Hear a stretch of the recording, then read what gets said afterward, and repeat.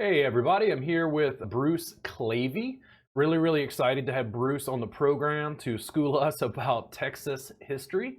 As somebody from Louisiana, I think this is going to be a fun conversation because I got a totally different education in Louisiana. I think Louisiana and Texas are very distinct in their history for a variety of reasons. But Bruce, thank you so much for being on the podcast. Again, your website is just above you, bruceclavey.com. You can also find him as an established author on Amazon and on Facebook. Bruce, welcome to the podcast. Thanks, Robert. It's good to be here. What do you want to talk about, Bruce?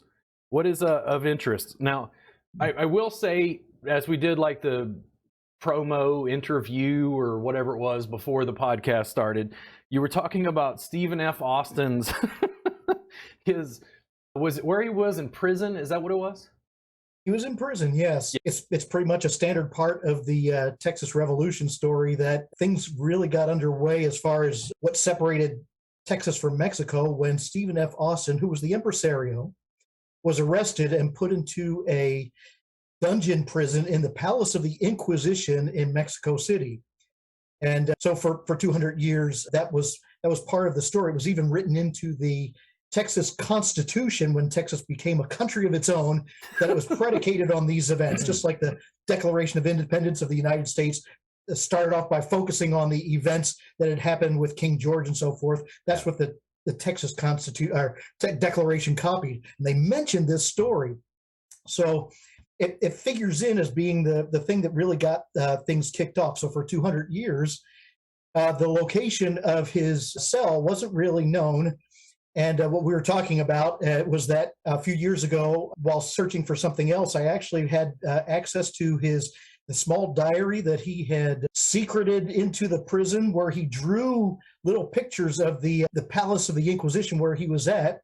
And I thought, well, this should be able to be solved. And so I went on to use those clues to actually track through Mexican history and connect up the dots to the architectural building of the palace and actually find the location of his cell. And in doing so, led some Mexican historians to that spot and was able to kind of carve my little niche into Texas history doing that. So ended up writing a book on that a year later. And so that's probably part of what's in the publication. So I'm talking to the actual Texas version of Indiana Jones. You know, when I first came home and told my family this story, my brother's first response is, well, where do you keep your whip and fedora? But he said it with more of a sneer. It's so amazing to me, just for a second, to think about, professional historians, archaeologists, like, in other words, all of the intellectuals who are doing all this research, and then because it's so broad and vast, you'd think, well, we know all this stuff, right? And it's like, no. But when somebody fixates on this one piece of minutia and really starts doing research to try to unravel this one specific topic, and we don't know. So there's all this stuff that could be known if people are willing to dig and research and spend an inordinate amount of time searching. That's really a good point, Robert, because we have had a unique Texas experience. And first of all, I'm not a historian. I just want to let you and everybody know that. By trade, I'm a writer and a programmer. So I just kind of happened onto some of this story and was able to, carve out a little niche in it by doing some research on my own with this. But the part of what you said that's really true is that we've kind of gotten locked into some of a narrative of Texas and I really love that narrative. It's a historic narrative that tends to center around stories like the Alamo and the Revolution and the great overturn of the Mexican army and the establishment of the Texas Republic. Those are all stories that mean things to Texans of previous generations. And what's exceptionally true of what you just said is that we have only recently begun to wake up to the idea that there was a Texas for 200 years before there were Americans in Texas that were creating businesses, that started this whole revolution thing. And their story, which is the story of the Tejano, the Latino base that existed out of Mexico City and of Spain prior to the coming of Americans, that story has been forced kind of to the back in favor of a story that's a very compelling story of how they joined together in Texas to overturn the Mexican army. So, but it's sort of the story of a population that played its part and then began to recede in knowledge from the Texas story, and now it's just beginning to start to come back, with a vengeance and a force, So it's a good day to live in Texas history. When you emailed me back and forth, I got super excited, and I've had people on the podcast recently of, like, in other words, you specifically in this podcast doesn't have anything, I think, as most people think, to do with like health and wellness or particularly massage. And I think of wellness in such a broad categorization where it's almost like understanding the history of where you come from and where you're going. And when you wrote in there, oh, well, basically the history of Texas is this discussion between England and Spain and colonialism, and I'm just like, yes. I got more excited over that sentence than I had in the past 6 months teaching massage therapists about the stuff I do. And even more so, I took a trip. I'm originally from Baton Rouge, but spent a lot of time in New Orleans. I just took a vacation back to New Orleans for a week. So I kind of got to go backwards to Right. French and Spanish, Creoles and English and this and that. And then I come back to Texas and I'm like, wow, it's so vastly different.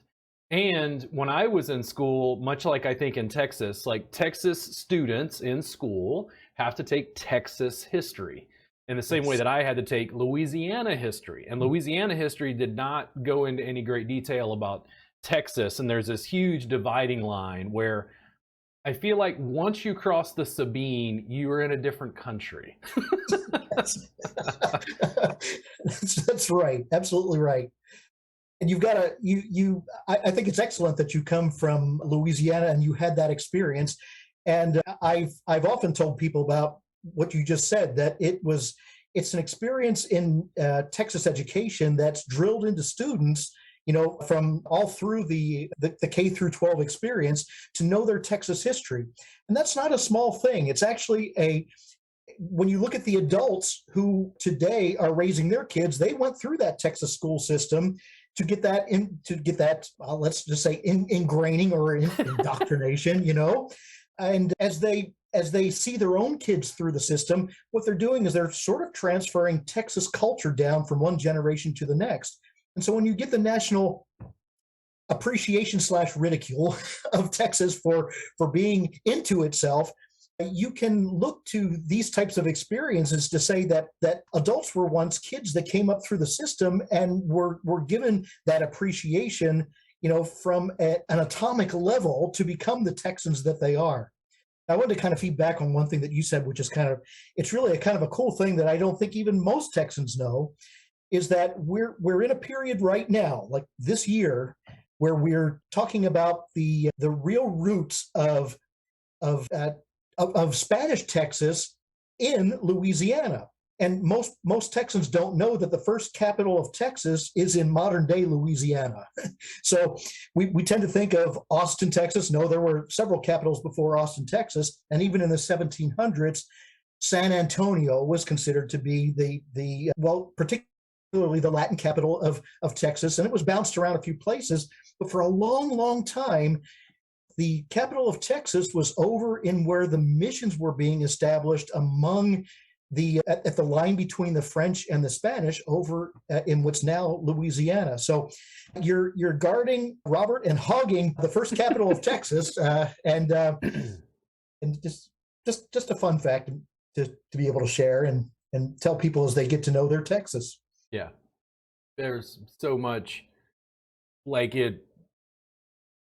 Going through and taking a tour while I was in New Orleans, I was even taken aback by the fact that, and I'm not sure, I'm sure there's a reason for this, but it seems like when it came to street names, they were favoring the French over the Spanish. And I don't know if it's because the Spanish were there first and then like like I get a little confused about the War of 1812 and the transition, and Napoleon is in there somewhere, and on and on. Don't rely on me for Louisiana history information, but it's really, really interesting for me to see the dividing lines. And then for those of you in the United States, Texans aren't like, people in Louisiana love Louisiana, but Texans are fierce. Like they are, it is the Lone Star State. They are, and I was like, dude, why are Texans so crazy about Texas? Like everybody's got this little Texas logo with the star on it. Like they're, it's like it's Valentine's and you got a steak that looks like Texas. Right.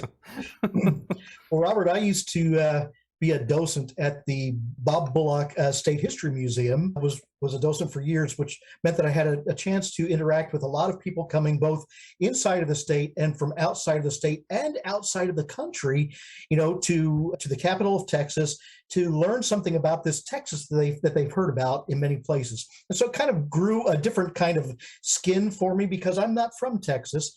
And I came to Texas myself as kind of on the make fun of train. It's like I lived for most of the years of my life outside of Texas, and it's like you could say Texas and I would kind of roll my eyes. Once I became a representative of Texas, at least for those who were visiting the museum, and seeing the fascination that people had for Texas made me take a new look at things myself. So, for example, I became aware of the fact that the symbols of Texas are known throughout Europe. So you can go anywhere in Europe and show the Texas flag, which looks like in a way a mini two-striped American flag, and people all throughout Europe will know that it represents Texas. And so it's hard to find many other states that have that kind of a state recognition. Now we can talk about how that recognition got to there, and you can have fun telling some of those stories, and some of them are inspiring and some of them kind of generate a little bit of a humor, but all of them show how big Texas is in the minds of the people that live in Texas. When you emailed me and you were talking about England and Spain as colonial powers and dealing with their control of the high seas, was I think how you framed it. Can you tell me a little bit more about that? So what I was saying when we chatted a little bit about that before is it's kind of important as we look today at what's happening at the United States border with Mexico, because there's a lot of attention that's being given to what is probably the most visible clash of cultures along that line.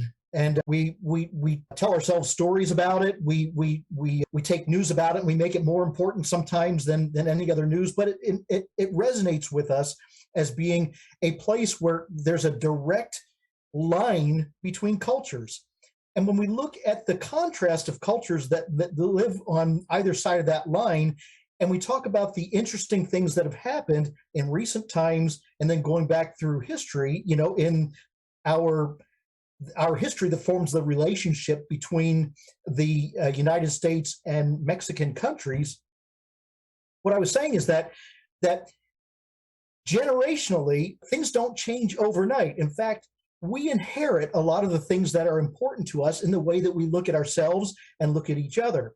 And if we look at that transition that's given as it's transferred from one generation to the next in parenting, in education, in other kinds of geographic experience, that the things that unite us around one concept of identity, we can take that transition or that transferal and we can take it fluidly back through generations, long back before Republic Texas, long back through Mexican Texas or even Spanish Texas, and we can take it back to a time where there were enmities between countries of Europe. So obviously in that tight little area in Northwest Europe, where there are three countries that were warring countries, which is Spain, France, and England, you all of a sudden had this boom where they escaped their European bounds and came over to claim their parts. I'm going to use that in curly quotes, claim their parts of this new world and all the peoples that live in it, carve it up for themselves. And all of a sudden you have Spain in the southern part of the North American continent and all of South America. And you have England in the northeastern part of North America. And each of them are colonizing their own little area, and they're kind of staying out of each other's way. But as we know, America, the Englanders, the English began to grow out of New England and South and West, and the Spanish and Mexicans began to grow out of Mexico City and Central America. Inevitable that they were going to clash, and when they clashed, they retained a lot of their enmities from Europe with each other.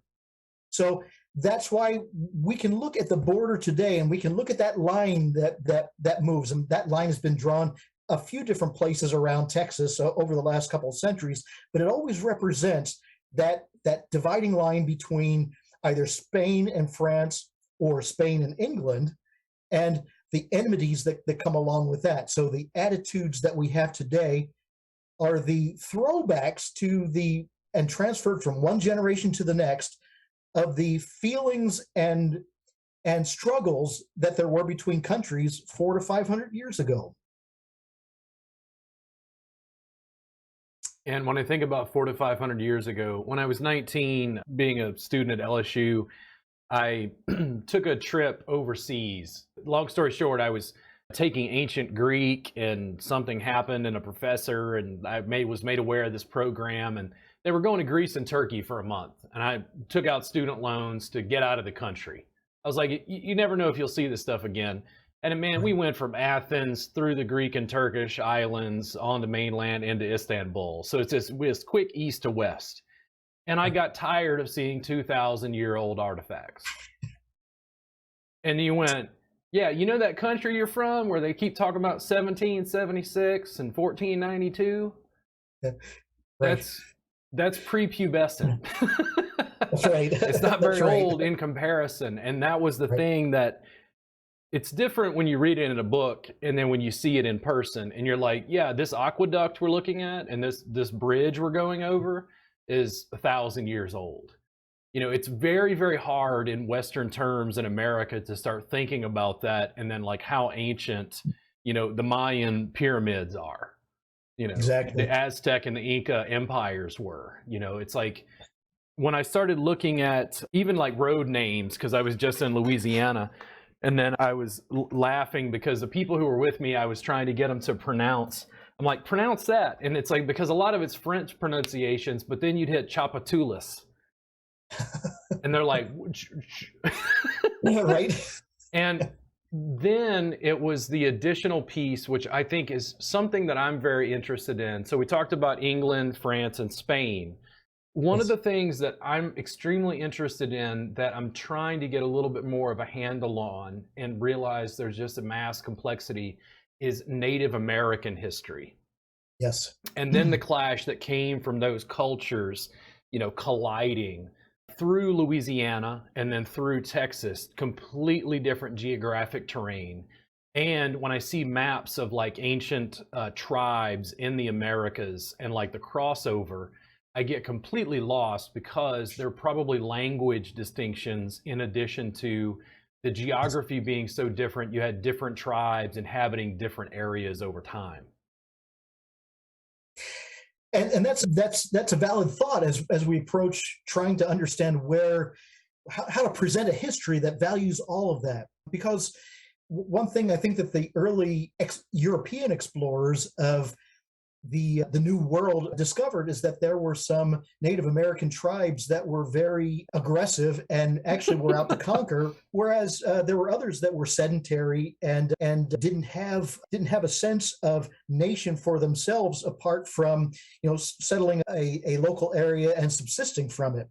So they among themselves had this warfare, and it's an interesting study to have to see how they interacted with each other before the very first encounters came along that Europeans into that mix. In a lot of ways, that that really stirred things up, because as Europeans began to make their way across territory and encounter Native American tribes, the explorers found these tribes with different ways of dealing with outsiders, and some of them were open to the idea of and welcoming of them, and how that was handled and how that was received, sometimes in terms of conquest, wasn't necessarily the best reception in their behalf.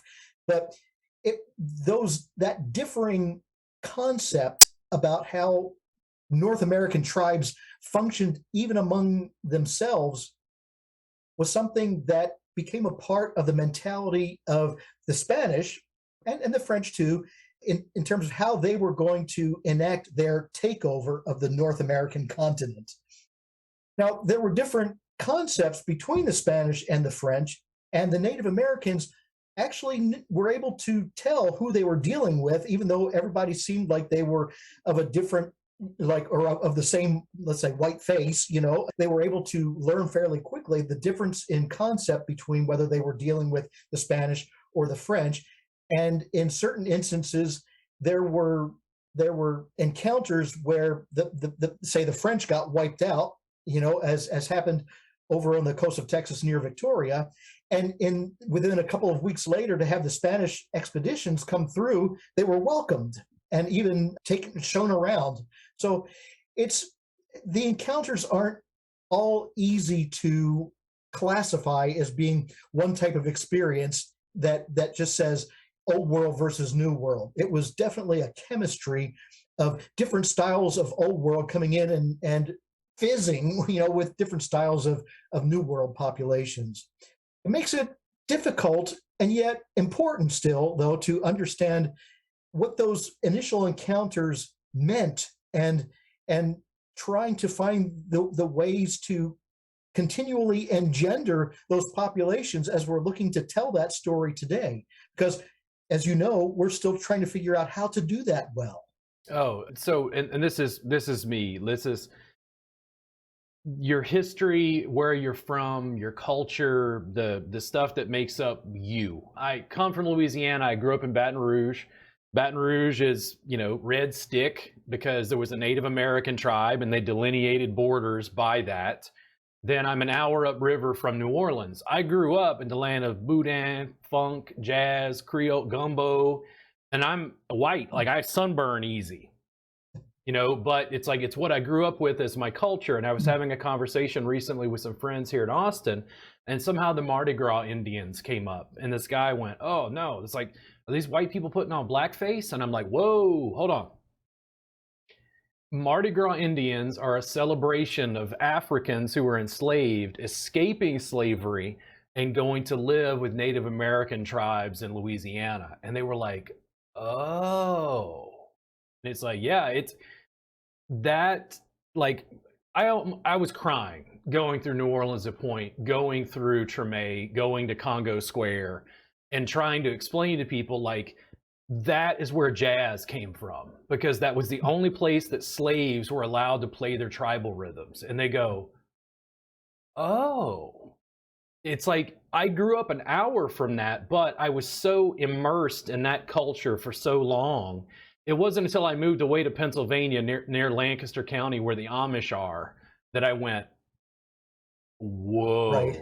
I was like, because you grew up an hour away. It's the same thing. If you're in Texas and you've always lived in Texas and you haven't really traveled extensively throughout the United States away from Texas, it starts to become myopic. And the food conversation is one. I always use food and music to connect with people, and that's because I'm from Louisiana.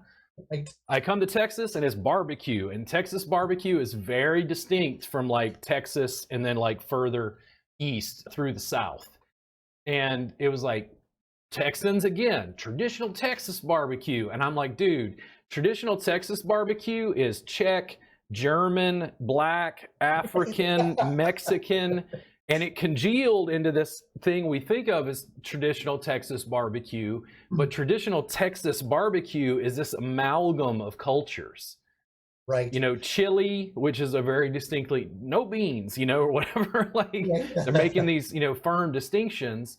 I find it hilarious to, again, like just like you found this one little niche in Texas history with Stephen F. Austin in prison in Mexico. You know, I look at something like Taco Chronicles, which is a series on Netflix. I love food. I love tacos. Now I'm in Texas. Tacos are part of my culture. You get my tacos and you're prying from my cold, dead hands. And I look at Taco Chronicles and I see the history of these specific tacos in El Pastor and where it comes from. And I go, man, they're changing it. Mexican immigrants, as they're coming into Texas, feel totally comfortable changing it to fit like local palate, local cooking methods, local ingredients. So the barbacoa tacos we get in Austin are not the same thing that you're getting in Mexico. And that little piece of myopic, a taco. It's like, it's a taco. What's the big deal? Like, I had no idea when I got to Austin. I'm like, oh my God, they make tacos out of everything. I didn't know. Tacos in Louisiana, as a white kid, was like ground beef, you know, crispy shell. It's very different here. Exactly. And the thing is, that's just that one topic.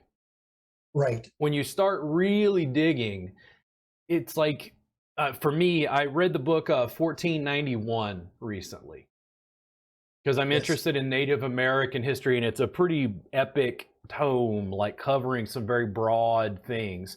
And because I'm into food, I go, listen, you know that red sauce in Italy? Yeah, tomatoes are from the New World. Right. Like before Columbus, there was no red sauce in Italy. And it's like, you know, that corn, you know, that masa they were making the tamales with? Yeah, that's from the New World. Like that stuff didn't exist. And then when we go back to Native American history, when we think about the Plains Indians, in the American mythological sense, the Plains Indians, I think, always come up with a feathered headdress on a horse. Horses are from the old world. If Native Americans had had access to horses, and because it completely changed transportation for Native Americans, they adopted extremely rapidly into that form that we've mythologized as like the Plains Indians on the horse. But that was a relatively recent, you know, adaptation, where before they'd primarily been on foot because there weren't animals like bison were not domesticated. You didn't ride them in the same way. So there weren't pack animals. Anyway, neither here nor there. But it's interesting to me when you look at a very, very specific thing. And this is what I'm so interested about, why I was interested in talking with you, when that particular leads to this general thing, like how it fits in to the overall story.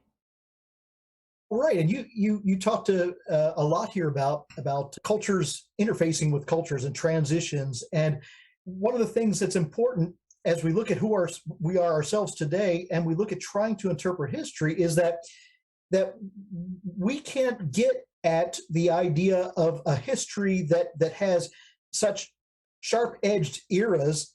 What we need to do is understand how the interactions and the encounters between cultures and even between individuals have that changing effect. So you mentioned Texas, and when here in Texas we look at towns that are named like Llano, or I'm trying to think of a couple of my favorite ones. And what we've done is somehow over the last 200 years, we've taken towns that began named with purely Spanish names. Another one of my favorite is, we say Pedernales, but it's really Pedernales, you know, and Llano is Llano, you know. And we've taken all these town names and we've refitted them with very anglicized ways of pronouncing them, such that if I sometimes think about what happens when somebody whose first language is Spanish comes in and says, how do I get from this point to this point? And they get all these English instructions on town names that the travelers are not able to recognize because they recognize them for their original values. You know, things like that. So whatever we've touched, we've changed, and we've changed it sometimes permanently. And so that chemistry is an ongoing thing. It doesn't really stop to recognize eras and epochs and, you know, and giant chunks the way that we like to try to chunk it up in order to understand it. So I guess the lesson for us is that, you know, as we're trying to get, especially in this generation, which I think is a great generation for really turning our scope sometimes backwards through history to understand how folks have had some of their culture denied to them by not having it featured in the stories that we like to tell. As we look back, we need to be able to look back with a refined focus, the items that we're looking at, and try to see them as developments rather than as fixtures. I'm going back to one thing you said about the Louisiana-Texas line, and you mentioned the Sabine, and this became such one of these fixtures where it was originally the border of the Mexican border with the United States, or at least with New France. It became a fixture, just like the Rio Grande is now for the dividing line between the United States and Mexico. And we have this firewall concept of our borders that say that they're almost like flood walls, that water of culture tends to rise up between them, and we create these Texas cultures that are really these rich amalgams of the things that we've inherited from every generation of every culture that's ever inhabited Texas. So how do we take and begin reforming not that history, but our concept of that history, so that we can bring value to the many people that have called themselves Texans over the centuries? So that's sort of some of the questions that I'm asking myself as I'm trying to write through some of these things, both in a nonfiction sense, like as in the book that you were mentioning before, which is called the Inquisition of Stephen F. Austin. That's a nonfiction entry in my personal library of writings. But the major thing that I'm trying to write and to get out book by book is a series that's called the Republic series. It's called To the Republic, and it's a fictional series. But instead of trying to take an approach as an outsider to professionalism in history, which as I mentioned, I'm not a professional historian, but I am a professional writer. I look at the things that have come across the transom in terms of academia, and there are thousands and tens of thousands of books that you can read, and they're good books if you want to understand a lot of these transitions and a lot of these items that need attention as we move forward. But we don't tend to look to read those things until something in our personal silo directs us towards some of that. But one thing that we all like is entertainment. And so it became a goal of mine to try to reach out through a fictional story to try to use the elements that I believe that I understand of especially North Mexican and South Texan culture, to be able to frame a story that takes place in the border region, to not tell but show some of the elements that are important in understanding why we have this soft conflict that is represented by that scar that we call the border. And what we can do by seeing this, rather than taking the word of say national senators and representatives that come down for a 1 hour photo op, some afternoon, and get their picture taken and shed a few tears, send their aides down, and then go back with a story to make glaring decisions about, for national policy. How can we get some of this information into the hands of people so that at an elemental level of our national population, we're actually seeing some of these things for what they are and not filtered through politics or the media or anything else. So that is the goal of the fictional writing that I'm doing, but it's 100% based in a factual background for Texas, Mexico, and Spain. Yeah, there's so much. I went through public school in Louisiana, went to LSU for a time. And when we talk about LSU, like the quad is now called the Exxon Quadrangle, if that gives you any idea what's going on. The Superdome from New Orleans, for me, like I'm not a huge sports fan, so when I drove through recently, now it's the Caesars Superdome, which gives you some idea of what happened after Hurricane Katrina, and they got to clean it up, and Caesar's Palace apparently took over at some point. I'm learning this history, and you're trying to look at it contextually, politically, socially, the Spanish, the French, the English, the Louisiana Purchase, Native American tribes, this just crazy amalgam. And then coming into Texas and seeing it transition. So I moved here from Baton Rouge a year after Hurricane Katrina because I was just crestfallen. I'm like, nope, gotta go. Tired. I grew up in this. I'm tired. I can't deal with it. I moved to Austin, and this is me. This is my personal experience. I get to Austin, talk to people in Austin. I'm completely blown away by Austin because everybody's got a job at Apple, Dell, huge tech companies. It's upper middle class. The problem in Austin is gentrification. And I'm going, you mean property values go up here? I was like, dude, this place is amazing. Like, I feel like I grew up in Haiti and I came to the US and they're like, no, it's just urban sprawl. It's horrible. And I was like, the biggest city in my state went underwater, bro. Like, Texas is great. And then when you look at it historically speaking, and this is me as a brokenhearted kid, you understood that all of that crazy New Orleans culture, when the diaspora would happen because hurricanes would hit and then people would flee to cities like Houston. Now, what I heard for years, including here in Austin, is like, crime got horrible here in Austin or Houston, when Katrina happened. And it's like, yeah. Like, you had people with nothing who were now, quote unquote, on the news being called refugees. And the thing is, that's happened historically. That's not a one-time occurrence. This is something that's happened cyclically, which has also spread Cajun and Creole culture through the United States, including like food or music or whatever. Knowing that, as somebody who's from Louisiana, I get even more intrigued about Texas, just from the little bit of culture, little bit of travel that I've done. And there are parts of Texas, like West Texas, I've never seen. But remember that myopic thing where, like, we focus on one thing? Like, right. I had a friend move in from Florida. They went to some small town just north of Austin. They were at a diner, on a Saturday morning or something. And somebody asked them if they want a breakfast taco. And they're like, what?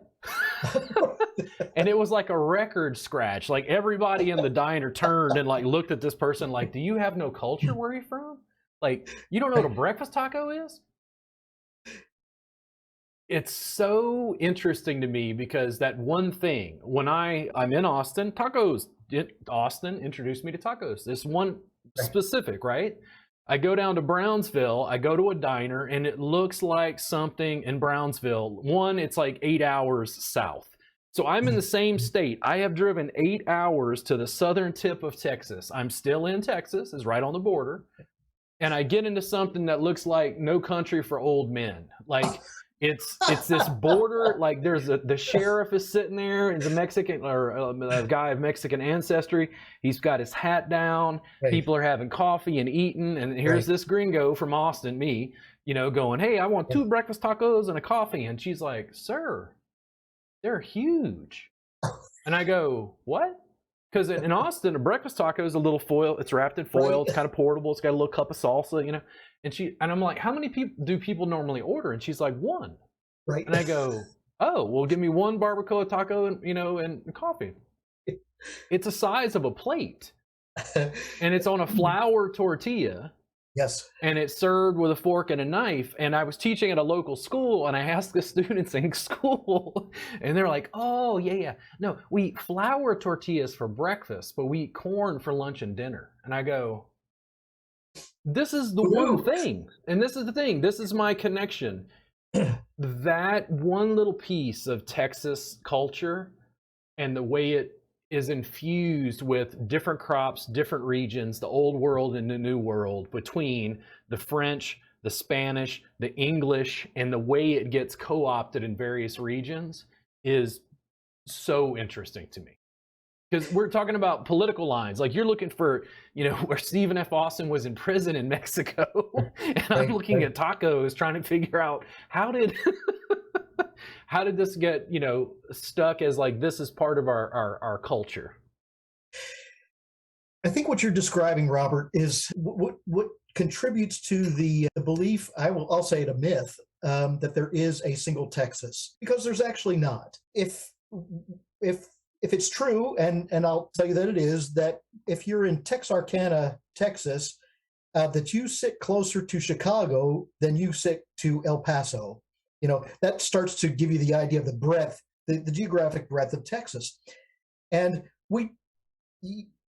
I say I'm also a foreigner to Texas. I grew up in Maryland, in Baltimore, and made my way here over the course of several years. But in that way, it gave me the opportunity to learn about the different Texas seas that there are, and that it's broad enough to have many different dialects of twang, and many different styles of food. You can have ocean or Gulf that looks like an ocean on one side, mountains and valleys, on the other side, and plains in the middle. When people call Texas a little country, and they do it from the perspective of, hey, we once were a country, and yes, of course, that's true. There's still the aspect of it that you can travel all through Texas, never leave the border, never cross the border into any other place, and have seen what's an entire country's worth of geography and experiences and populations and towns that may be, let's say, entirely Anglo or white, that sit right next to a town that might be, entirely browner skinned, or Mexican or Tejano. And I think that's one of the glories of Texas.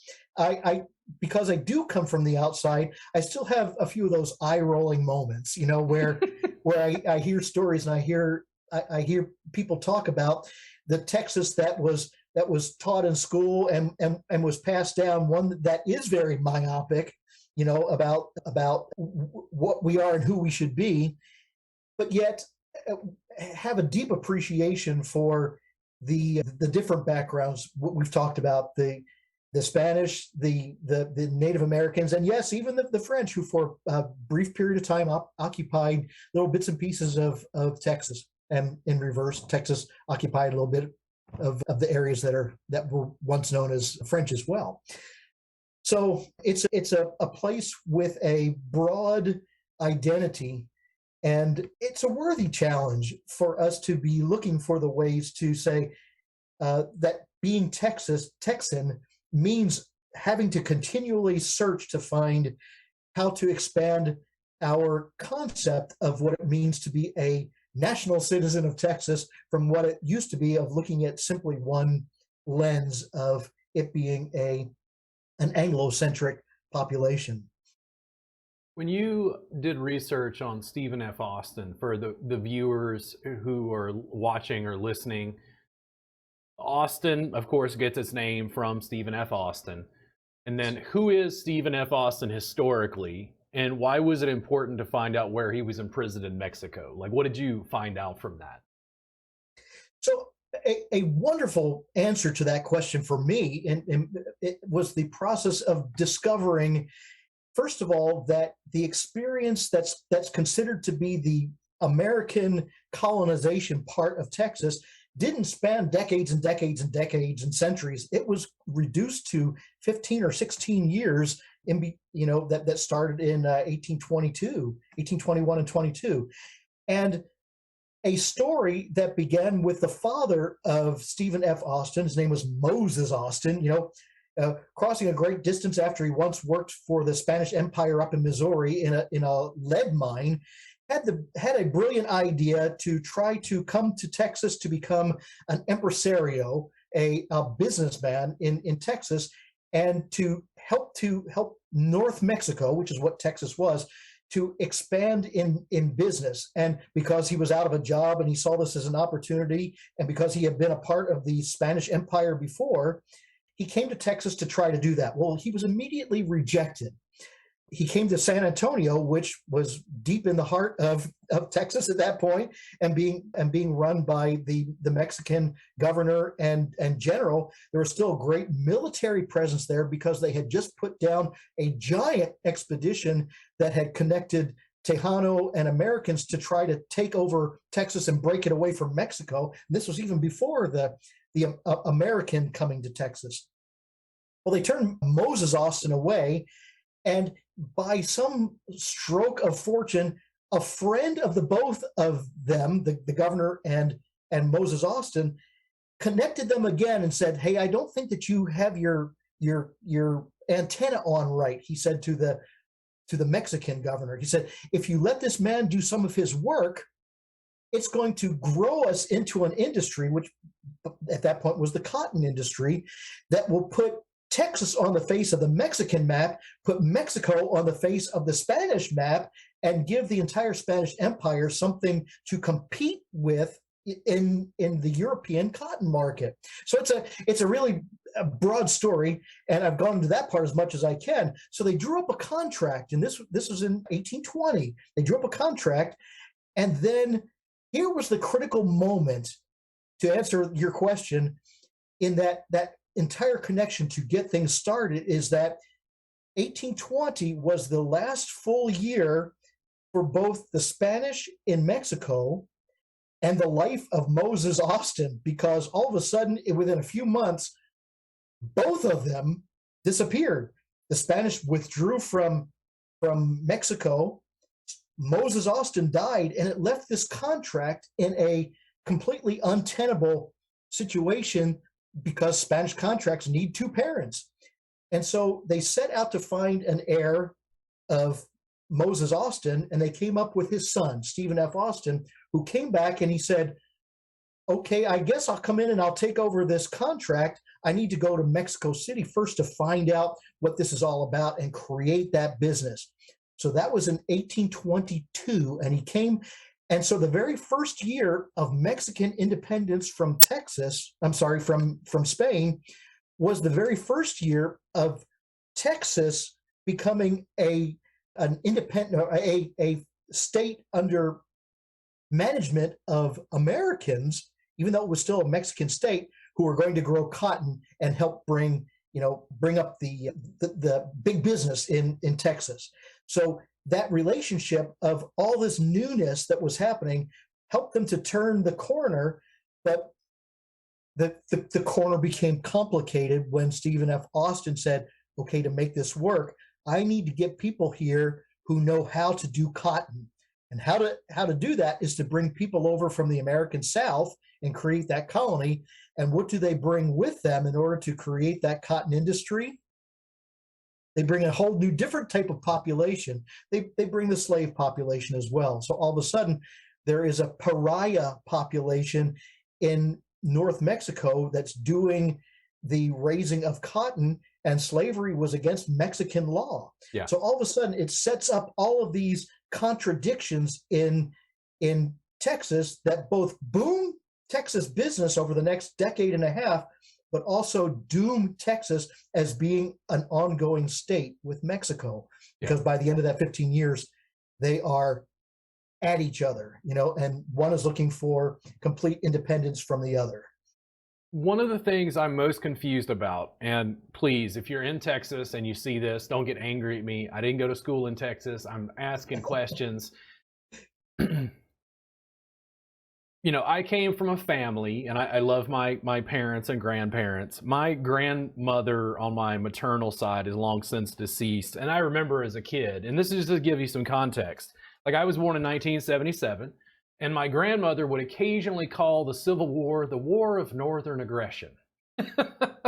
So, like, crazy Civil War stuff, because the Mississippi was cut off as immediately as possible to prevent the distribution of goods through the Confederacy and whatever. And then you get to Texas, and it's like, is Texas part of the South? There's still this sort. I'm like, yeah, sort of, is my answer typically.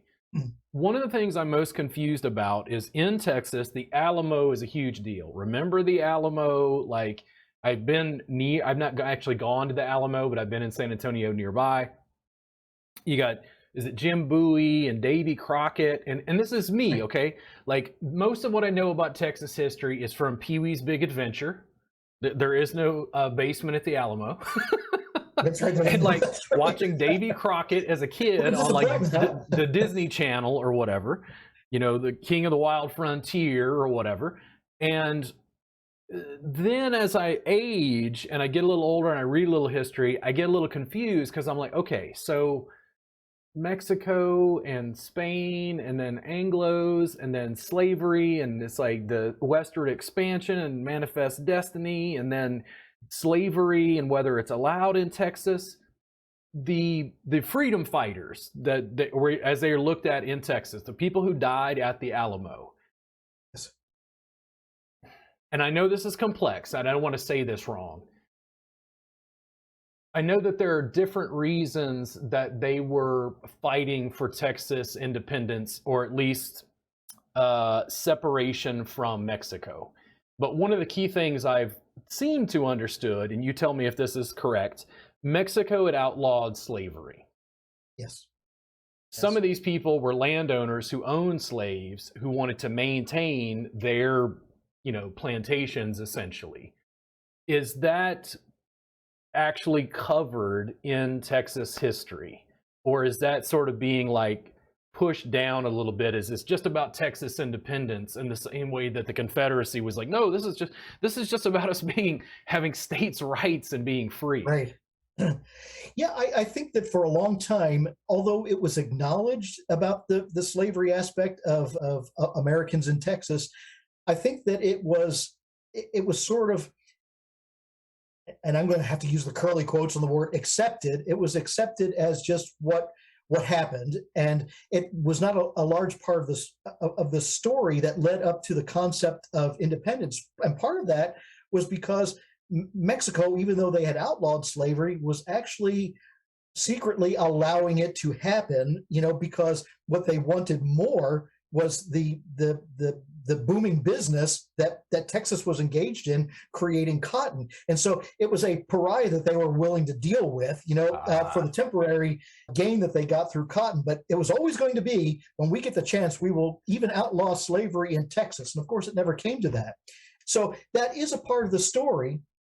But the contribution that played in the story of the revolution and the differences between Texas and Mexico were pretty minor, because Mexico had to acknowledge that they had permitted, that to happen leading up to it. But when they envisioned a Texas in their minds that was going to be a post-Anglo Texas, they were going to outlaw slavery. But what they had wanted was to take over the cotton industry and keep those wheels turning, get rid of Americans that were creating that success, and then sort of like take over the business aspect of it. I mean, we've heard the name Santa Anna as being the president of Mexico who led that battle, against the Americans, against the Texans that included the Americans.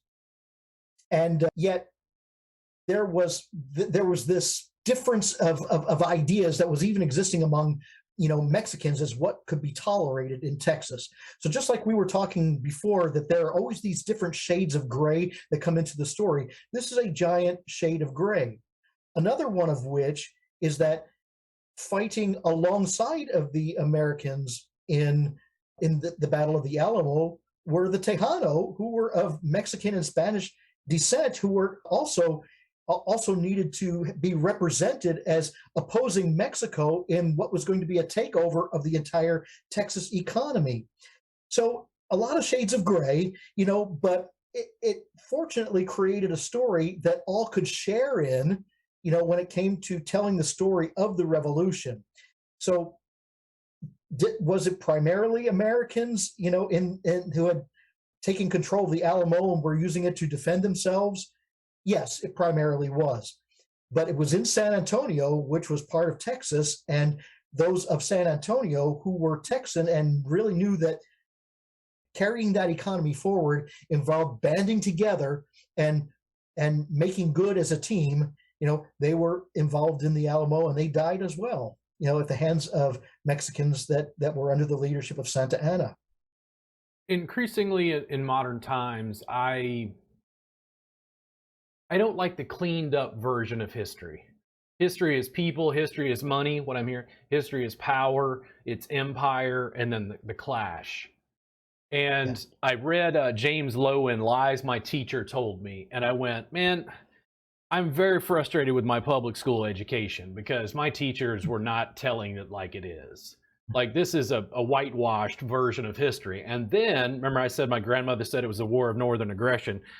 You'd hear these murmurs about, oh no, it wasn't about slavery in the South, it was about states' rights. And then I get a Confederate, neo-Confederate reader by James Lowen, and I still can't finish the damn book because it's so depressing. Because when you see people on the floor in Georgia saying, listen, black people will never be equal to white people, period. It was ordained by God. Like, I have to put that down and put it aside because it's too depressing to read, because that history has just been glossed over. Instead of, and this is controversial in public schools, the bottom line is, if a teacher really sits students down and gives them the complexity, the stuff that we're just touching on, by the way, it's too controversial. I watched a documentary on Lincoln recently, and it's like, is Abraham Lincoln a white supremacist? And it's like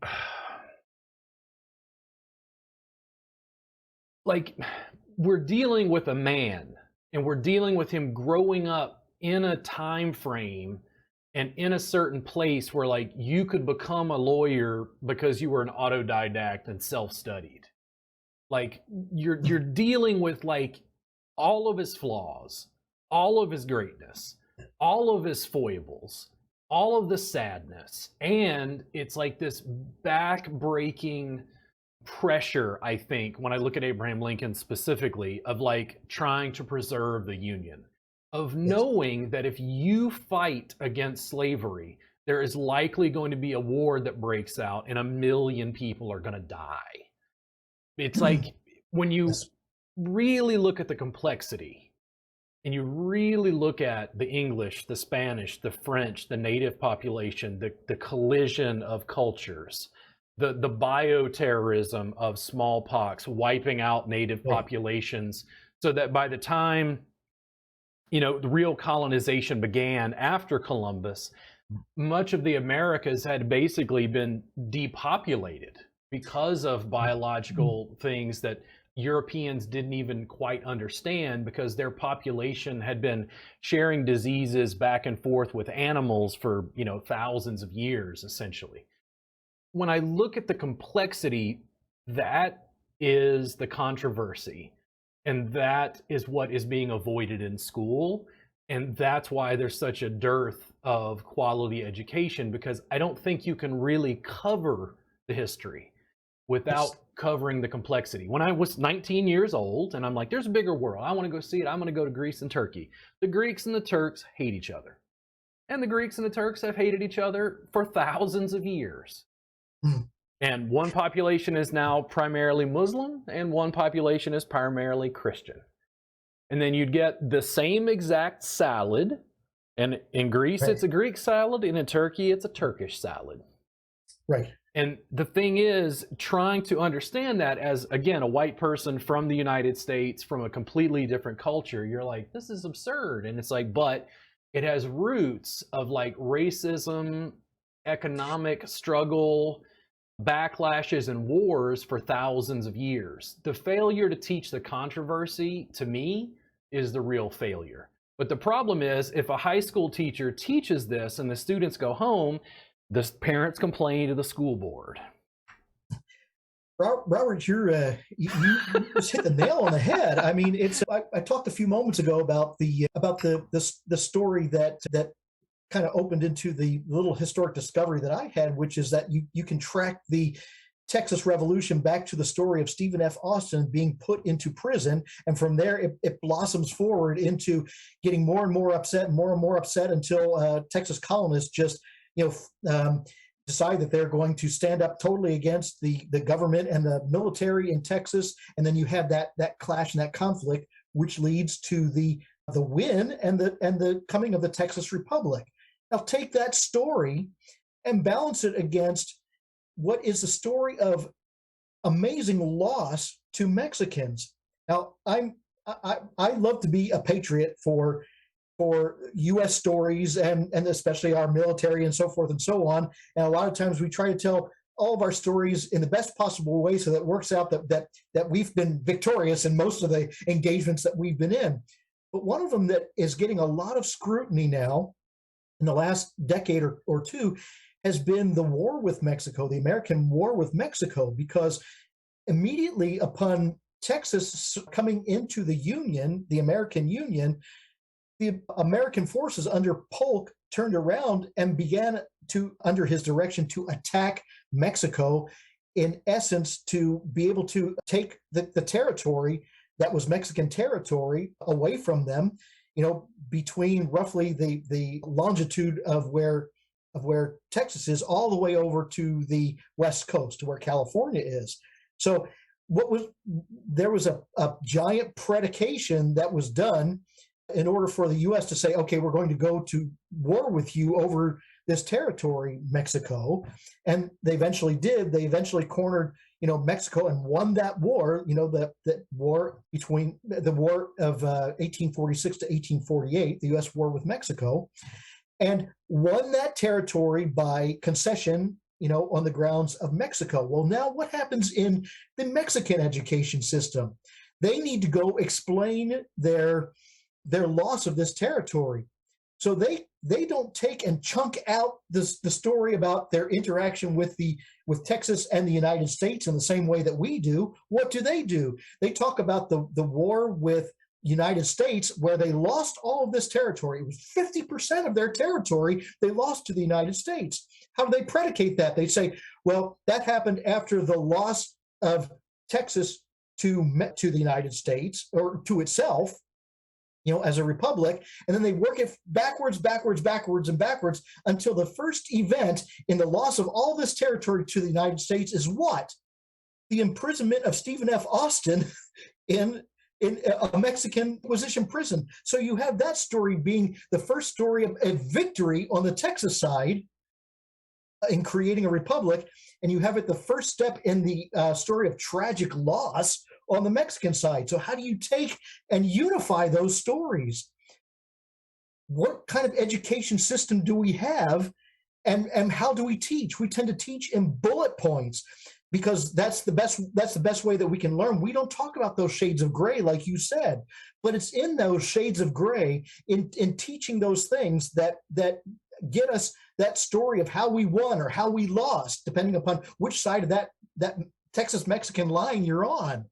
So that's what contributes to this cultural gap that we have, in talking about loss on one side of the border and gain on the other side of the border, that's related to the border itself. So we have to get different bullet points, because it's a difficult thing for us to take and impress upon our young people, or whether it's in school or in university or at any level, even on us old people. It's how do we do that? If it's down to bullet points, then we need to change our bullet points. The complexity, and again, as a Louisiana person, I have a tendency when I go somewhere, like when I went to Turkey, it was, what kind of food you got? I'm from Louisiana. That's just how I am. And I'm like, what kind of music you got? And then I'm like comparing and contrasting and looking at things through music, and then through food, and then through food items, and then like colonization and like old world and new world crops, converging. So like pumpkins and squash are from the new world. It's like looking at all of this. Just in Louisiana food, gumbo, okra is an ingredient that came from Africa with African slaves, and then is commonly eaten in Louisiana. Much maligned, by the way. I like okra. It's just those little things that, for me, I have a great historical sense. I think this stuff is painfully interesting, but the more layers I peel back, you see this sort of complexity. And I think, again, that whitewashing of history, trying to make it simple, especially when we're talking about, in your case, we're talking about these clash of empires between England, France, and Spain. Like when I would think about being in school and it's like, oh, the Louisiana Purchase, well, they just bought it. And I'm like, people live there, bro. Like every Native American tribe up to the Canada was like part of that land, and you just sold it out from underneath them. And it's like, oh, well, historically, I'm sure they were like, well, they weren't doing anything with it. They're savages anyway, right? And I'm going, so in New England, because I lived in Pennsylvania for a year, one of the things I find most interesting, and they talk about, I think it was the Iroquois Confederacy and certain things that were drawn from like the Declaration of Independence and the Constitution from Native American tribes that the colonists had been interacting with for years. is the British came over, you know, the redcoats, and when they were fighting, it's like, oh, we're going to line up just like we do in European battle. And then Right. colonists were like, no, we're going to fight like Native Americans, hiding in the trees and ambush Right. you. Right. Right. And they learned that from Native Americans because it made sense of the topography in a military sense of like how to win a battle when, you know, in England and in parts of France and Spain where people had been fighting forever, you had big open fields because trees had been cut down as they were, you know, it's like that wasn't happening in the US. In the end, I just am completely blown away by the complexity and the depth. And I knew, for instance, having you on for an hour podcast, we were not going to cover much. It's like, well, let's discuss the empires of England, Spain, and France and how that collides in the New World. It's too broad a topic. So it's amazing for me at 44 years old to realize just how little I understand of the history of the place that I actually live in. I think that what we need to do is in educating ourselves about this is to change the formula for our education so that instead of it trying to be based in facts that are debatable as whether we've chosen the right facts, is to try to anchor it in the idea that we're continually learning, and that curiosity is what's going to take us to the next level. Because we can teach, I mean, you can teach curiosity. You can at least teach that it is the agent by which we go and acquire the facts that we need to further that, to keep pushing that border out, you know, of what we understand, so that it encompasses more and more, rather than to say we have this finite set of facts that tells us how we got from this epoch of, you know, of Texas history or American history or Mexican history to the next epoch. You know, how to dissolve that story down into biteable bites for ourselves, and continue that curiosity for learning, because that's what's going to carry what we have in our generation, which is, I think it's actually starting to happen, you know, to the next generation, by telling them, don't take for granted that what you're learning here is the end of the story. You know, this is the best that we understand it right now, and yeah, you'll be graded on it, you know, but well, what is to be discovered tomorrow about this can rewrite the books for the next generation and your children. Yeah, I just totally geek out. Yeah, I got a million questions and a million thoughts. And Texas history specifically, I think, is its own niche for a variety of reasons, probably because of what you mentioned about those empires colliding through this particular, you know, geographic landmass. Yes. It's a good crucible right now, and I think it's good that Texas is going through these struggles right now to redefine for itself. So if you're in Texas and you hear about stories like what's going to happen with the cenotaph down on Alamo territory, you know, why are things changing as to how we're interpreting the Alamo story, and it's got a lot of people up in arms.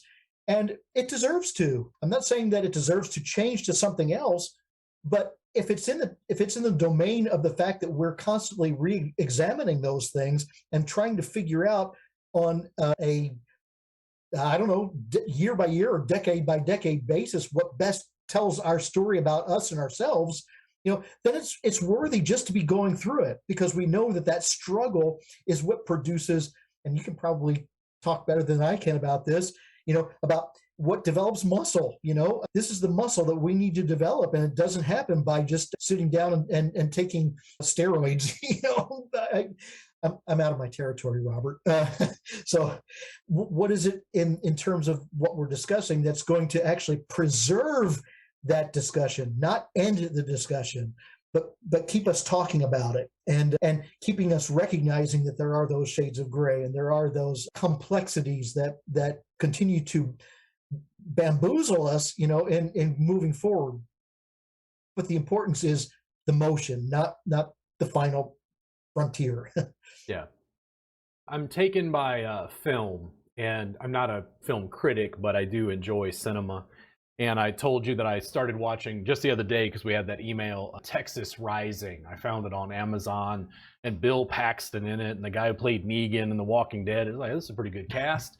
And I watched like an episode, and I'm nearing the end, and I look up a review, and they're like, it's horrible. They're like, this has no historical. Oh my God, it's just completely. What I'm so interested in is like I saw the documentary about Ray Charles called Ray, and for better or worse, because I haven't read the history and I haven't read biographies about Ray Charles, the thing that's on the screen becomes the history. Yes. For better or worse, you know, it's like the storytelling that we do through cinema. It used to be newspapers and books, but things have changed. You know, that becomes the history. So it makes me more interested to try to look up and find out, you know, what other documentaries are out there. And I'm the crazy person. I'm like, oh, there's a 30-hour long documentary on the Russian Revolution. I'm like, well, I don't have anything going on this weekend. I tell people I specialize in depressing documentaries. I probably need to look up more information about what's out there, because I'm assuming there's some probably pretty good documentaries about this subject.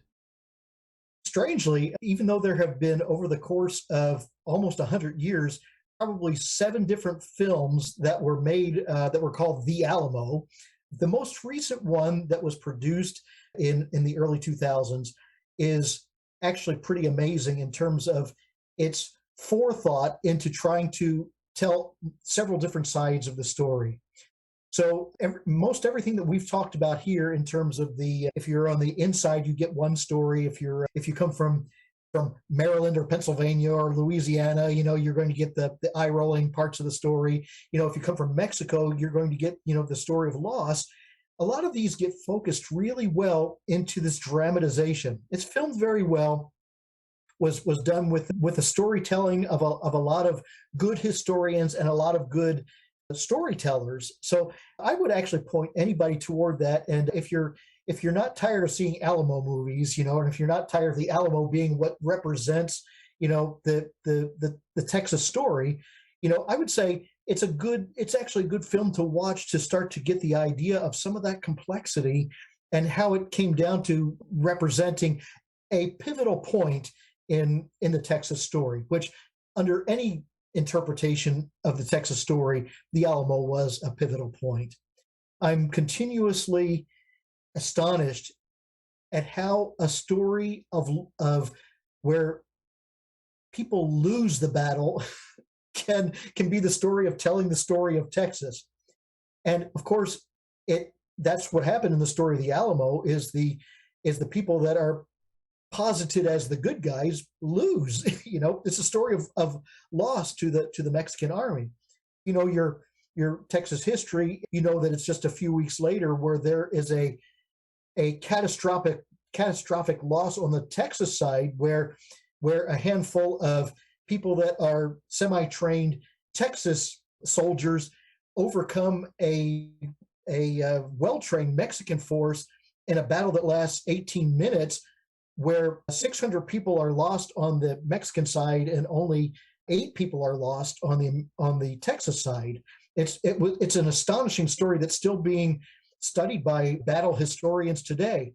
So there are those exciting stories to tell that talk about that pivotal moment, but we've got to escape that moment and get it out into the rest of Texas history, because Texas is that multicultural front even today, you know, that has actually enjoined many more cultures even since that time into what we call the Texas story. Again, being a fan of film, when House of Cards was playing, this is before I forget his name, the guy who was leading the show. There was Spacey? Yeah, Kevin Spacey. There was a Me Too thing in like the last season or whatever. But I remember in the show, they had a Native American delegation. They were at the White House, and they wanted them to take down the picture of Andrew Jackson. Right. And I go, here we go. Like this is the history. Think about what it meant to a Native population. And I've heard recently, like oh no, we don't call it the Trail of Tears anymore. It was a voluntary relocation, and I'm like, ooh, George Carlin is rolling over in his grave. Right. It's like multiple syllables, just dampening the language. Right. It's like, Right. oof, man. And again, it's in film. It's this one little moment, but it's the same thing that when I look at it through different lenses, the way that, you know, things are interpreted, I don't have any apprehension or misunderstanding at why people who have been historically disenfranchised are pissed off. Right.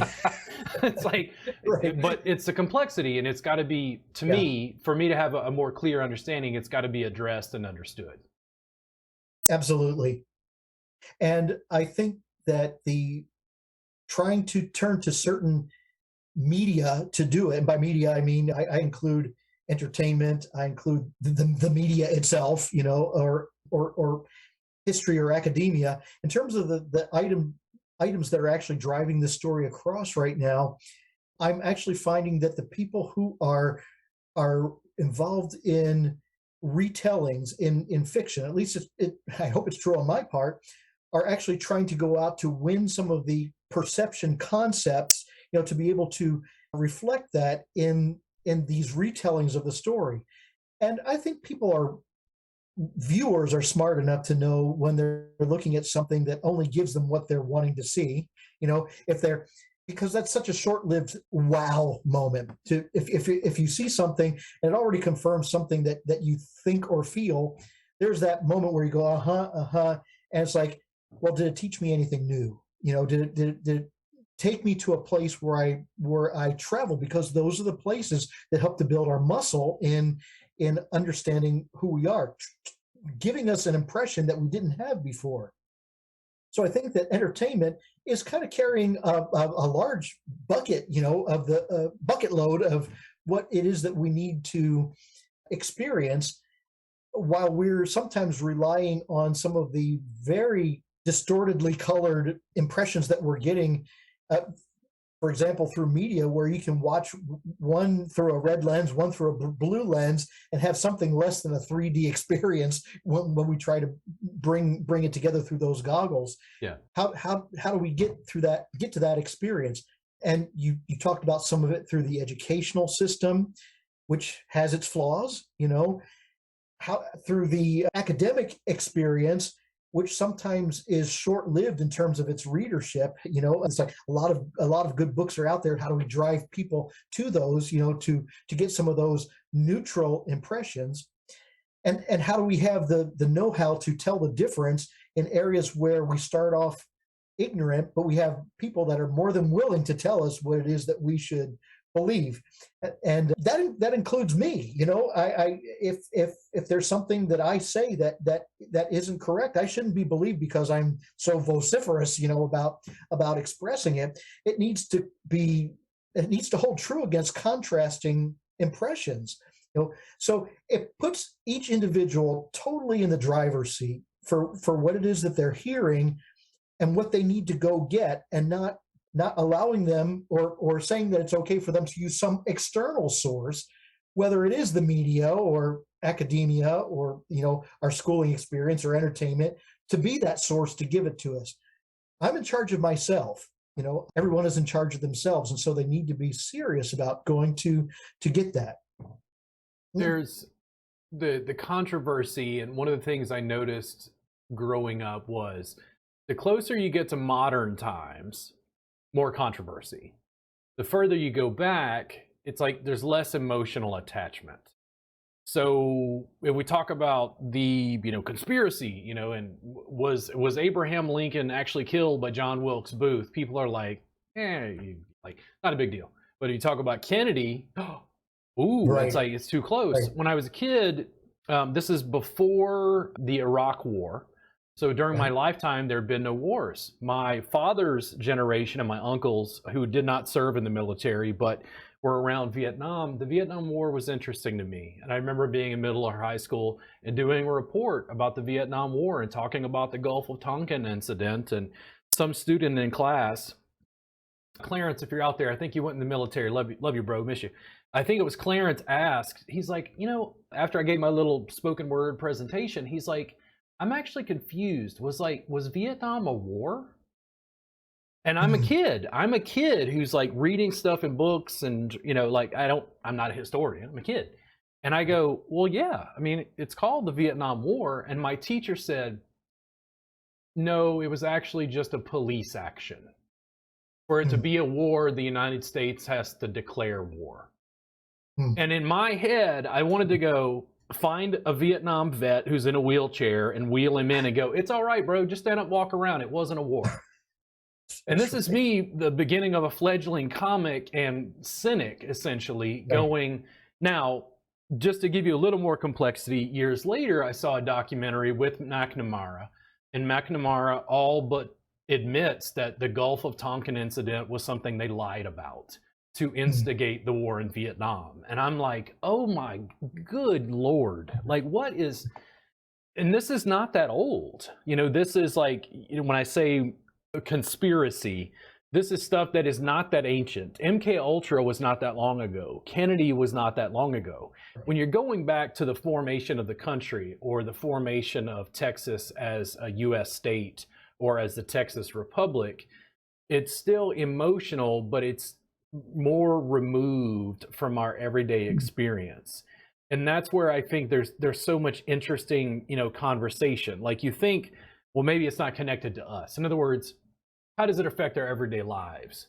Like I was a kid in school, studying about the Vietnam War, and it was like you saw like, oh no, it's not really a war unless Congress declares war. Otherwise, we just send troops over to die for some reason that they don't understand because they're engaging in police action instead of doing what American military does best, which is go in and actually fight and decimate, our enemies. And then we're not real good on the cleanup record is what I've seen due to Iraq and due to Afghanistan. And that's me being biased and somebody who doesn't come from a military family. Right. Well, we're very practiced in these distinctions because it's in these distinctions that we make cases that when we look at other people's cases made on these distinctions, we say, well, heck, that's not a real case. And yet we do it for ourselves. And so just as you're saying that we have this degrading effect as we look backwards more and more through history of looking at it with emotional eyes, where we get more emotionally divested of things. But what we have actually found is that as these things become rife with aspects that can change what we think now, we become emotionally invested in those things as well, going all the way back to saying, do we even want to have statues of Christopher Columbus, up because of, here's some facts from his life and this is what he did. And so we start to go back to what was probably very literally emotionally charged in that generation, because things are emotionally charged in the generations in which things occur. So we can do that. We can say, well, because it was emotionally charged then, that has to be a part of our understanding now. But a counterbalance to that approach, and something that for me personally that I like to take, is to say, let's kind of work that in a different direction and try to say, let's become less emotionally charged about what we're looking at now so that we are capable of looking outside of the blinders that we've put on, the blinders in those silos of information that we trust, to say, okay, let's actually look into areas that we've been told that for our silo we're not allowed to look into, to get impressions. And it doesn't mean we have to embrace those things overnight, but it means that just being exposed to them lets us know what the broader picture of what people are feeling now. That as I said, that emotion actually did exist, not only in the Kennedy era, but in the Lincoln era and in the Columbus era, all those things. But if we're able to take and neutralize, I mean, not eliminate, but to turn into neutral the input that we're getting so that we're capable of studying those things and looking at them and holding them for a moment as equal to say, well, is it right for me to look at what I'm seeing right now as being authoritative, or I look at this as being non-authoritative? And then starting to say, okay, well, yeah, I retreated back to that original perspective that I had. But for a moment, I actually looked at that opposing viewpoint, and I'm at least better because of it. How can we hold open those doors, longer for us to make neutral that experience so that we're better judges now of even the past, let alone the present? It makes me interested again as somebody who's interested in cinema, interested in food. I want to sit down at a convention of historians, and for Texas history, we'll narrow it to that. Okay. And I want to sit down and I want to see them break into fist fights. Because they've got to argue. There's got to be like, no, the historical record based on what we know is like that's baloney. Like, we know this, and arguments about what is and is not actually historical fact based on the archaeological record. Right. And you're right, because we tend to get so invested in our approach to things that at the point in time when we think that we have presented a neutral case that has its hierarchy of facts that prove at least the one thing that we want to say, even though we're not proving it against something else, we've established that hierarchy of proof, and then it starts to cement itself inside of us to where it becomes the way of telling that story. Just as I was talking about those two ways of telling two stories, a story of gain and a story of loss, that both start with that Stephen F. Austin in prison, story. When we have those silos now that where the grain has cemented into one big grain ball, and you can take the silo off and it still keeps its shape. That's a bad thing. It means that we now have to defend that when we're in our little conversations, historian conversations, or even citizen conversations, where we can point to the historians that say what we think ought to be history, and we can back it up. We become, mini truth tellers of history. Well, we all know that history can tell any story that we want for it to tell. It does. And so in order to get away from that, because we use those stories to stay in those silos, to stay perched on top of our big grain ball, that has assumed the shape of the silo that has broken away from it. To stay on top of that, we argue those facts, to other people. So I guess I'm saying, go to a history convention sometime and listen to some of those. I moved from Louisiana, my first time living out of state. I moved from Louisiana to Pennsylvania. And I moved to York, Pennsylvania, because I had some friends there. It was next to Lancaster County, which is where the Amish are. And at some point, somebody I was in massage school with in Pennsylvania, we decided to go to Gettysburg. And he was part of a Civil War reenactors group and was extremely well studied. And we're talking about well studied to the point of, like, we're walking across Gettysburg. And if he had not been with us, we didn't take an official tour. He talked for 2 hours about the movements of specific troops and what was going on at different stages in the battle, along with like walking by cannons and all this stuff. And I'm going,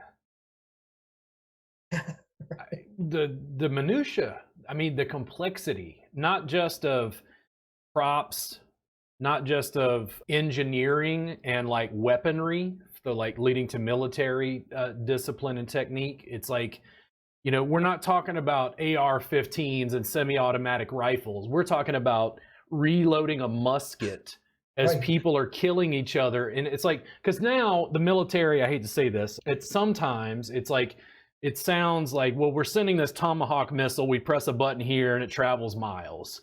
We're talking about looking somebody in the eye and bayoneting people and then shooting them off of your, bayonet. Like the complexity and leading up to the modern times. So I go from Louisiana And here's the general sense I got, and I love people in Pennsylvania, by the way, don't want to get any hate mail. When I got to Pennsylvania, people looked at me and were surprised that I was literate. They thought I went to school in a P-row and, like, you know, had alligators as pets or something. They'd watched The Water Boy too many times. And there was a general sense, because Pennsylvania's the North, right? They were like, you could hear people say, yeah, everything just slows down below the Mason-Dixon line in a derogatory way. People I lived with were like, you move too slow. And I went, what? Like, you mean physically? And they're like, you got no drive. And I'm like, man, it's 100 degrees and 100% humidity where I'm from. Right. Like, if you move too fast, you burst into flames. Like, there's a reason that New Orleans has a nightlife. Because in the middle of the summer, this is a time when it was 85 degrees and it was tolerable to be out at 3 a.m. at a jazz club. Like, and again, it's like this historical thing, right? But then it filters all these years later into this modern narrative about, you know, what's going on. Well, Robert, you probably have heard the adage, and it's newer to you than to me. I heard it my first year here, people telling me, well, you can't be considered a Texan until you've been here for 40 years, but if you own a pickup truck, we'll knock 10 years off of that. You know, so like, so here I am giving you the Texan adage and saying, with just what you just told me about Louisiana and Pennsylvania, I'm really interested to hear what you have to say about your abbreviated time so far here in Texas. So what's that experience been? This is something I find really interesting. So Austin is weird, and you have to. I'll pull. I got references here. So this is me in college. Wow. And this is a white kid with a big afro. This is one of the photos I have from college, because I was a philosophy student. I was thinking deep thoughts about unemployment. You know, I went into a field where free thinking was encouraged. It's like, I'm interested in philosophy. I'm interested in history. I'm interested in food, culinary technique. I might have gone to school for culinary arts if I had not decided to go into massage. But, you know, I was doing the free thinking. I was a crazy white kid. They're like, basically in Baton Rouge is a very conservative town. It was like, you mean the crazy white guy with the afro? Like, in 1996, that was a big deal.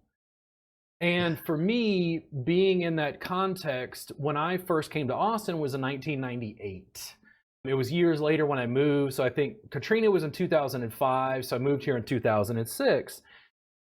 Austin felt similar to Louisiana in a sense of, I had seen bands here, I had seen the Government Mule, I had noticed it was like Willie Nelson and Stevie Ray Vaughan and the hippies and the cowboys all kind of came together in Austin into this weird melange, along with Leslie. And then I get here and everybody's like, Austin is weird, and I'm like, I don't even think Austin's really that strange. And it's like, that's because you're weird. But the thing that I always found really interesting was, in Pennsylvania, this was my general sense. It wasn't that people weren't nice. They were kind of cold. There was a little bit of like distance. I'm used to this Southern charm, Southern hospitality. Hey, baby, how you doing? Like you're at a restaurant sort of thing. That same thing happened in Texas, but I never got a sense of exclusion. I never got a sense, if you're in Austin, and maybe if you're from California, maybe, because of so much immigration at this point. Otherwise, I would drive. I remember being in my Honda. I drive up north of Austin, going to some farm. I think I was going to Richardson's farm or something. And I stop. It looks like on a main street in some little small Texas town. And it's a 2-lane road coming and going. And right next to my car is a good old boy in a truck. And he's got a cowboy hat on. He's a little older gentleman. And he turns and looks at me and just tips his hat. And that has been the response I've seen across Texas. No one ever asks me, why did you move here? What are you doing in our town? Like, they never, ever look at me like an outsider. Texas, I think also geographically, I suspect part of the reason for that is there's so much land. Yeah. Very little feels overpopulated unless you're in a dense, concentrated area of population like Houston or Dallas. Right. They're very open. There's never been a sense of like, well, what are you doing here? Like, the Right. joke is, it's like on the highway. This is Texas for those of you listening to this or watching this. You're driving down from Dallas, and it says, "Hey, slow down. You're already in Texas." Right. And because Texans are a fiercely proud people, it's a joke, but it gets people to laugh and slow down because it's like you're already in the promised land. Like I didn't grow. What did they say? There's like a bumper sticker. It's like, I wasn't born in Texas, but I got here as fast as I could. Right. The sense I got across the board was no one ever judged me because I was from somewhere else. It just seems to be a common thing about Texas, I suspect, based on like population. Like if you talk about New York, I got the sense, the little bit of time I spent in New York, I don't know the Bronx and Brooklyn and Manhattan and the boroughs the way other people do, but it was kind of like, where are you from? It's like, I'm from Queens. And it's like no, I'm from Brooklyn. Like there's a little like competitiveness where you're like, it's just like it's a neighborhood, bro. But Right. it's like, it's history. This is gangs of New York. Like this shit is old. This is as old as the country, essentially. Those little nuances, I could tell more stories, but I just never got a sense of Texans being excluding people. Now, the difference in that is, or the exclusion to that, I think, is if you're from California, the Austinites are weird about that. And if you're from Mexico, if you're Mexican, like that gets controversial because it gets to the border wall and like immigration. But I also point out to people who are not from Texas, I think Texas has a very lopsided sense of immigration because at the same time that people don't like it, the entire economy runs on cheap labor. Absolutely. Yeah. Well, I've got 20 years on you, but since I don't own a pickup truck, I've still got 20 more to go before I can speak authoritatively. But I will say from my own experience, it's been exactly like yours. I came during the dot-com boom in the late 90s to Austin, and worked with IBM for several years. And my experience was exactly the same as yours, of being welcomed and taken care of. People actually kind of reaching out and saying, here, you need to do this. And sometimes there's just not only paternalism, but maternalism too. People that will take you under their wing, and you'll get some of the mama hen experiences as well as the papa rooster experience. But people that are really anxious for you to enjoy what they enjoy, and they're willing to tell you about it too. They're willing to tell you how right you are by having had that experience. And I think that there's been such change. There actually has been a lot of change, insidious change throughout Texas in the last decade, to where some of the oldest of traditions have kind of like started to drift backwards.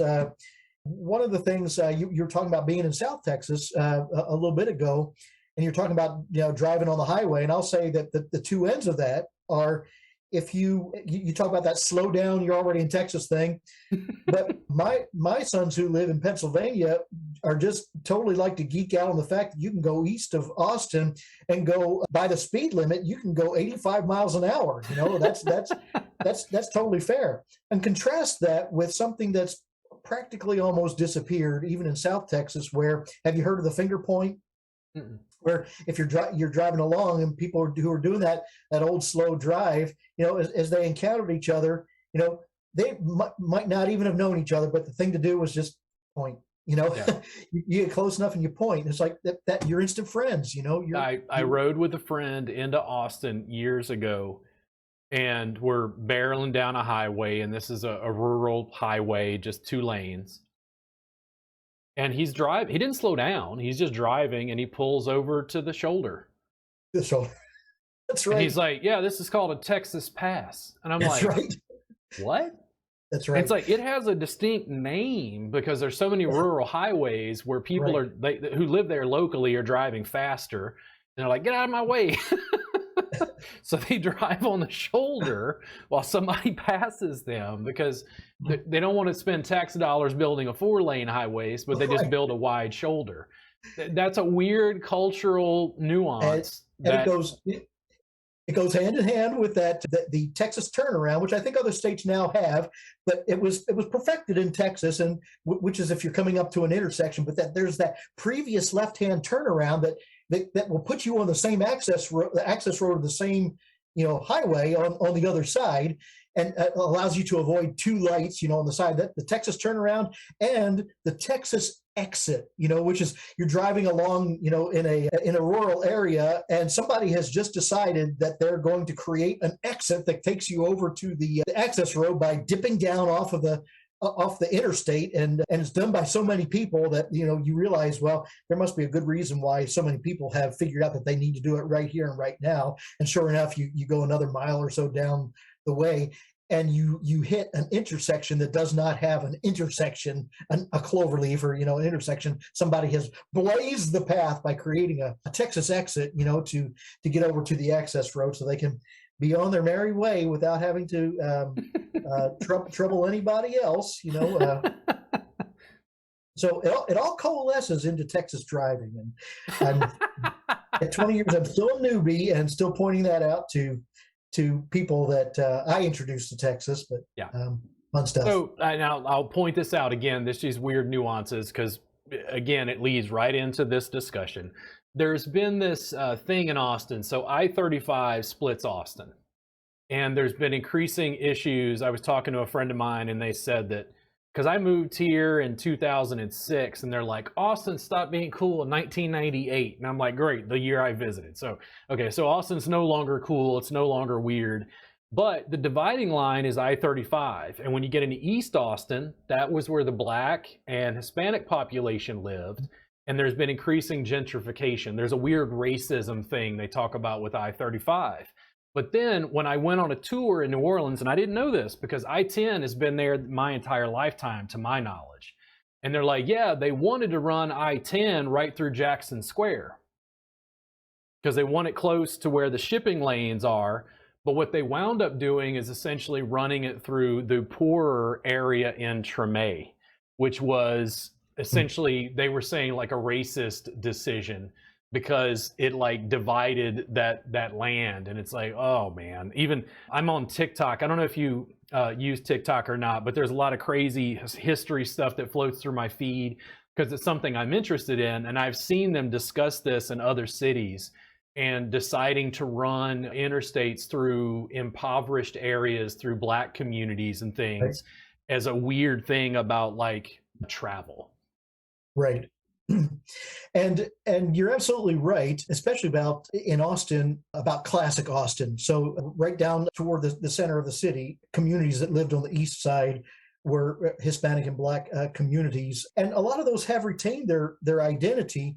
And some developers have actually moved into some of those parts to start building them up. And for whatever reasons they have, which obviously is money, but it has had the effect of changing that a little bit, but there is still that identity that lives, at least in the nomenclature of people that refer to Austin. So that when you say East Austin, everybody knows, sort of can put you in a frame of mind, unfortunately, instantly about, what you're dealing with in terms of community. And I want to be careful to say the unfortunate part is not about the community, but it's about the way that we have associated those images, with the language that we use to delineate community. And what it is, it's an extension of the railroad first running through Texas and having what is absolutely true about living on the other side of the tracks. So if you go to a lot of the West Texas towns where you have, the railroad bisecting the town, you still have a lot of community origin, identity, or reverse those words, identity about the community origin based upon which side of the track that you're on. So it's not just a euphemism; it's a reality. Yeah, There was a conversation. I remember, again, being interested in music. Ani DeFranco is a American folk musician, and she has a home, I think, in New Orleans. And then this was years and years ago. There was a plantation between Baton Rouge and New Orleans, and she was trying to have a retreat there. And there was a massive outcry of like racism. That would be like holding a folk festival at Auschwitz. And I went, whoa, whoa, whoa, whoa, whoa, whoa, whoa, whoa, whoa.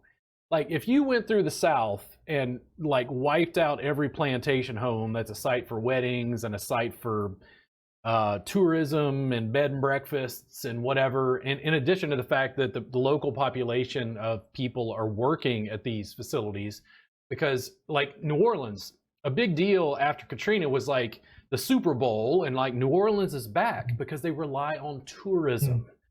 It's like if you went through the South and wiped out every building that was racist, there wouldn't be anything left. And there wouldn't be anything prior to 1970, likely. It's like, then the argument is like, what do you do with these buildings? And Ani DeFranco tried to give some sort of press release talking about it. And it felt like, it very much felt like people didn't understand Louisiana culture. Like I've been through St. Francisville and areas of plantation homes because you had plantations along the river, which were using it as a tributary to be able to get cotton onto the river going down to New Orleans for trade and shipping.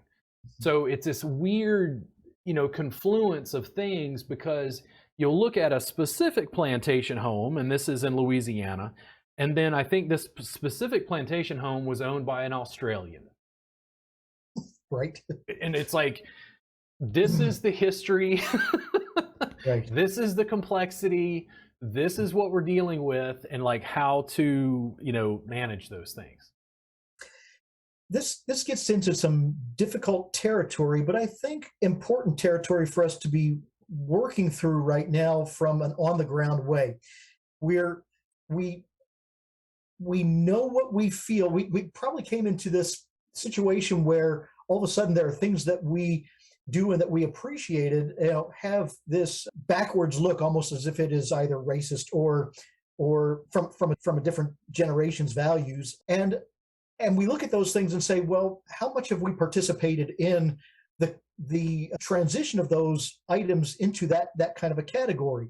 And I'm here to say, I don't want to be the person that comes along to make that definition for anybody else. I do have ideas for myself about how that relates, but the more important thing as a culture is that we're actually going through that. It's painful. It's painful to hear, if you're on extremes at one end or the other, to hear that there is a total embracing of it, or even a total divestation of it. It's like we actually, as we become more sensitive to these things, we know that that it's an important conversation to have, and it's not an important conversation to skip as a culture. So we may cringe when we talk about monuments that still exist, or monuments that have been covered up, depending upon which way that you look at some of these questions. But the more important thing is that we're resolving it as a community of people that live in the present by going through this right now. So I'm not in a hurry to have my own feelings of how this should play out be rewarded, with instantaneous gratification, where the culture immediately adapts to what I think is the right thing, about the way this should happen. I would like to find a way to celebrate the idea, if I can use that word. That's an overused word, isn't it? That's an overpositive word for the idea of bearing with something to get the greatest possible value from it. But that's what we need to do with these conversations that are happening. Live in those conversations, participate in those conversations, and see what we can do about having both ends kind of coming around and being enjoined in the conversation, so that we can, hear and be heard.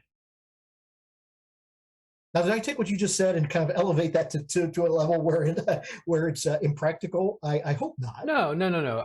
I think, again, I have people on the podcast, and, like previous people have been like hog hunting, and then you realize, good Lord, here we go again.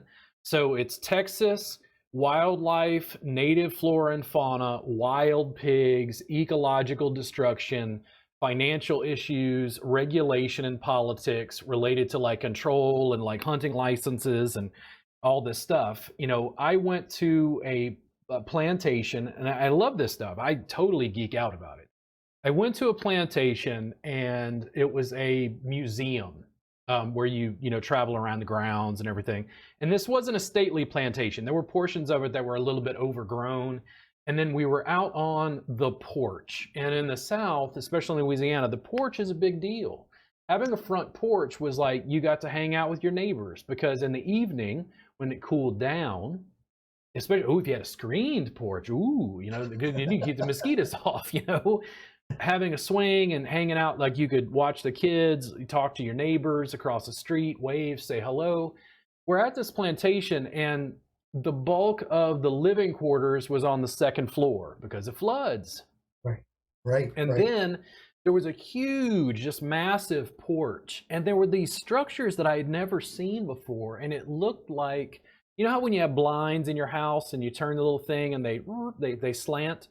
What had happened was if this is the side where we are, there was a huge porch, and there were these slats, and they were big pieces of lumber, but there were gaps. So what happened was the airflow continued, but it didn't hit the wall on the building because they were like blinds. And I had never seen this architectural structure ever. I don't remember ever seeing this anywhere. And they said that at the plantation, the slaves on the plantation came from a specific island where they had lived for a while in the Caribbean. And this was from somewhere in the Caribbean that was taken and then built onto the plantation as they constructed it. And I was like, again, just completely blown away. It's like this weird, you know, history, architecture, all this stuff colliding into something that was innocuous that most people would be like, what? And just walk past. Right. I was thinking about that as you were talking earlier about your South Texas experience of the giant tortilla. You know, I actually had the exact same experience in Port Isabel, you know, getting that giant breakfast taco and starting off ordering two and getting the weird look. It's like, well, if you want to, and that person didn't correct me, and I ended up with these two that, you know, okay, so, but I got your story. But the cultural sharing story in that blew me away, it was learning that this was the area that actually introduced the flour tortilla. We always think that we think about that, and we think, well, they're at Taco Bell, so they must be Mexican, as if there's anything Mexican at Taco Bell, you know. But you said the most incredible thing a few moments ago when you said, you know, that you were kind of schooled in a cool way that, you know, this is what we eat at breakfast, you know, this kind of tortilla, where at dinner we eat the other kind. Well, you're talking about being in the region that introduced, you know, the flour tortilla, you know, in North Mexico. So picking up these things, and the way that we pick them up as a culture and we move them along, and only by having incidental learning experiences do we realize that we've benefited from this wearing the magnetic glove, you know, walking through society, picking up, you know, the lint and the little pieces, the bits and pieces that form who we are, you know, as a culture, and then being able to unravel it little by little and finding out that, hey, we're not who we are because we're this one silo of culture that we're the same as we were, you know, 500 years ago. We're this amalgam of culture that is everybody and everything has had its influence in who we are. So I really like that you're sharing these stories, you know, that say in Texas, you know, we're not who we are because we ended up being born with the right characteristic that allows us to fall into the story that of people that align this way at the Alamo. You know, that's kind of like a real labyrinth of a way to get an identity, you know. Yeah. But the fact is that we are bits and pieces of our language, of our music, you know, of our cuisine, of our education, you know, of all the things that make us who we are in Texas, you know, come from every other place in Texas, yeah, and in Mexico, Spain, Louisiana, you know, and so forth. Yeah, I mean, so I'm still learning about tacos, chili, and then like barbecue. There's three very distinct things in Texas that are very important to Texas culture. Oh, And then I look at it historically, and then I'm from Louisiana, and I would have gone to culinary school had I not gone into body work. But then I come to Louisiana, and I'd cook my ex-wife and her children red beans and rice. And we have red beans on Monday. yeah. And I would tell people, yeah, this tradition to have red beans on Monday. And they're like, what?